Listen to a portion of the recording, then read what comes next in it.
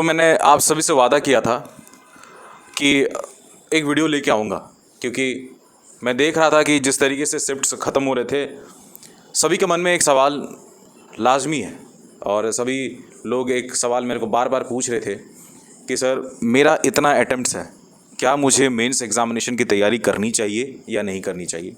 Sir मेरा इतना attempts है, क्या मेरा सिलेक्शन हो जाएगा या नहीं होगा। सर मेरा इतना अटेम्प्ट्स है, मैं सोच के कुछ गई थी लेकिन हुआ कुछ और। सर मतलब I can recollect those questions जिस हिसाब से आप लोगों ने अपनी नाराज़गी जताई है अपने परफॉर्मेंस को लेके। देखिए होता क्या है, आपको टेक्निकलिटी समझना पड़ेगा। मैं लास्ट में बताऊंगा कि आपकी जो डिमांड है, मतलब घूम फिर के आप वही सवाल मेरे को पूछ रहे हैं कि सर कट ऑफ क्या जाएगा, है ना, यही तो सवाल है। और कट ऑफ पे तो निर्भर करेगा कि आप आगे की रणनीति कैसे उसको डिवाइस कर रहे हैं। तो इस वीडियो को प्लीज़ लास्ट तक और अंत तक बिल्कुल देखिएगा, तब जाके आपको समझ में आएगा। मैं आपको एक सवाल पूछता हूँ, आप मेरे को इस सवाल का जवाब नीचे कमेंट के सेक्शन में बिल्कुल लिख दीजिएगा।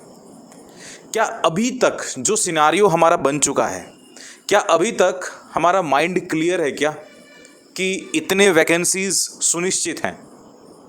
क्लियर नहीं है, क्योंकि हमको पता है कि जैसे जैसे आगे प्रक्रिया बढ़ती रहेगी वैसे वैसे वैकेंसीज बढ़ता रहेगा, and that is a very good indication. क्योंकि वैकेंसीज बढ़ना यानी एक तरफ तो नौकरी होना और दूसरा ये है कि जो सिलेक्शन ले लेता है उसका चार चांद लग जाना, क्योंकि वो जाके फिर मेंस में वो कंपटीशन फेस नहीं करेगा। दूसरा चीज़ मैं आपको ना आज सवेरे से this is the 7th video that I am publishing today and this is my commitment दोस्तों आप सभी लोगों के लिए। देखिए मैं एक चीज़ बता रहा हूँ, सवेरे से मैं इस चीज़ को फॉलो करते हुए आ रहा हूँ कि क्या क्वेश्चन पूछा गया है, कौन से शिफ्ट में किस तरीके का क्वेश्चंस पूछे गए हैं। मैं मैथ्स का टीचर हूँ तो मैथ्स पे मैं आप सभी को बताऊंगा, हालांकि रीजनिंग का अगर किसी को बताना है तो वो कमेंट सेक्शन में बिल्कुल बता सकता है। मैंने आज सवेरे से एक बात नोटिस किया है, मुझे कहीं पे भी किसी शिफ्ट में भी अप्रॉक्सीमेशन के क्वेश्चन नहीं दिखा। अगर दिखा होगा, अगर मैं गलत बता रहा हूँ तो कोट बिल्कुल करिएगा, अच्छी बात अगर दिखा है तो, लेकिन अप्रॉक्सीमेशन के क्वेश्चन मेरे को नहीं दिखा।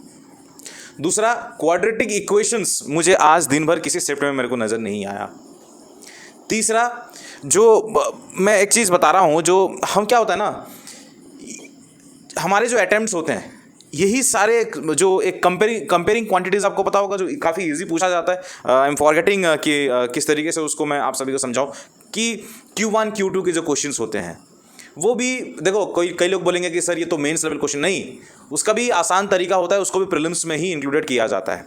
तो आज दिन भर का जो हमने प्रक्रिया देखा, कई लोगों का कहना था कि सर ऐसा शायद है कि मैथ्स का जो क्वेश्चन था IBPS PU प्रीलिम्स के लेवल का क्वेश्चन था, और ये मैं मानता हूँ क्योंकि 3rd शिफ्ट और 4th शिफ्ट में ऐसे क्वेश्चन आए थे, कैलकुलेटिव था, घुमा फिरा के क्वेश्चन को 45 मिनट में ख़त्म करना थोड़ा सा मुश्किल था, है ना।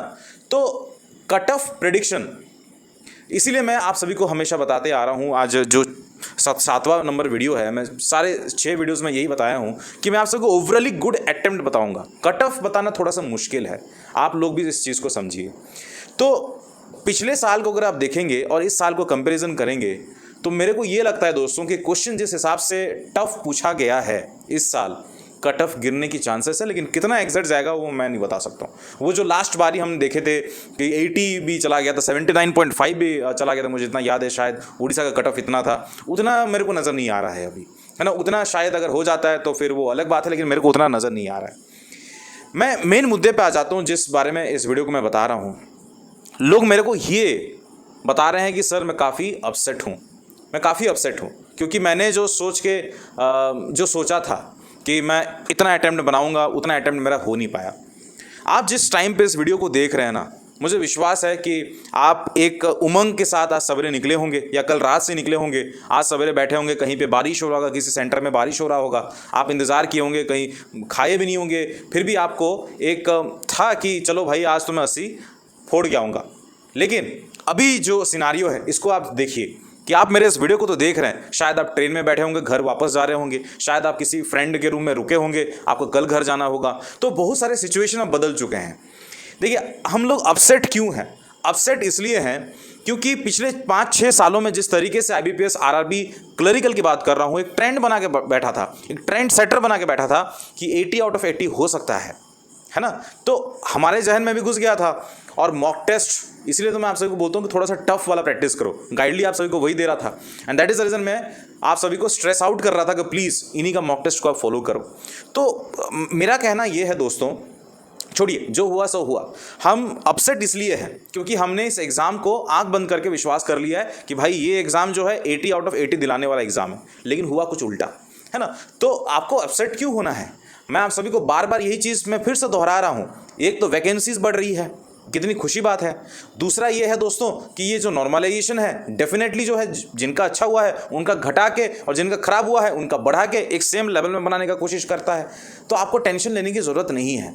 ये टेंशन से क्या होगा, आने वाला जो एग्ज़ाम है आपका IBPS RRB PO वो आपका खराब हो सकता है।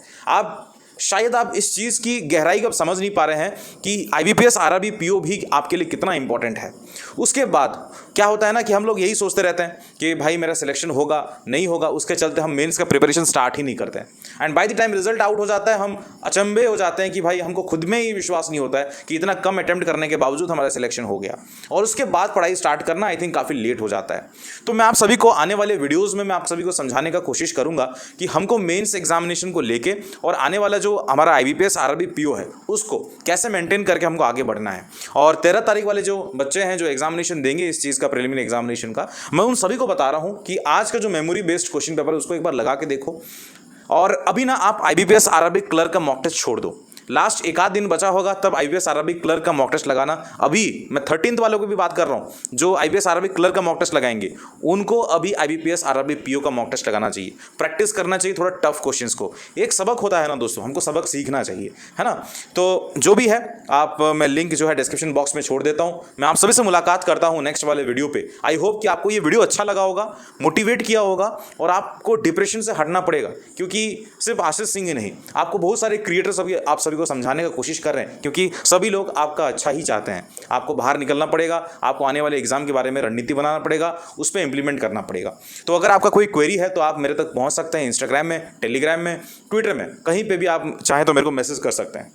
मैं आप सभी से नेक्स्ट वाले वीडियो पे मुलाकात करता हूं। तब तक लिए जय हिंद, जय भारत, शब्बा खैर, लव यू, अपने सेहत का बिल्कुल ध्यान रखिएगा। नमस्कार।